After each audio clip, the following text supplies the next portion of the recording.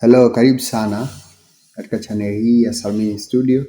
Leo tutaenda kuangalia ni jinsi gani unaweza ukakata picha ndani ya Adobe Photoshop kiurahisi zaidi. Hii ni Adobe Photoshop 2019 kama unavyoweza kuona features zake.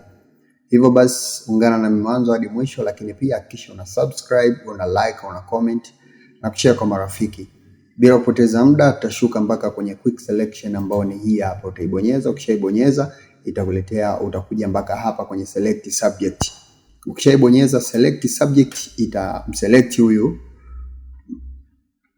object yako hii, huyu mtu imesha select. Ili kujua kama imeselect sehemu sahihi au kuna sehemu bado haija select, hakikisha unabonyeza Q. Ukibonyeza Q itakuonyesha picha yako kama hivi. Naona kila sehemu tayari imesha select. Nitarudisha kwa kubonyeza tena Q.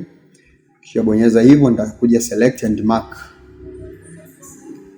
Nikisha bonyeza select and mark, utaona picha yako ipo kama hivi, background imeweza kuondoka. Utashuka mpaka kwenye hapa,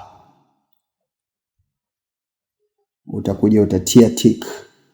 Ukishatia tick utabonyeza okay. Kisha bonyeza okay, utaona hii picha tayari imeshatengeneza mask huku, manake background imetoka.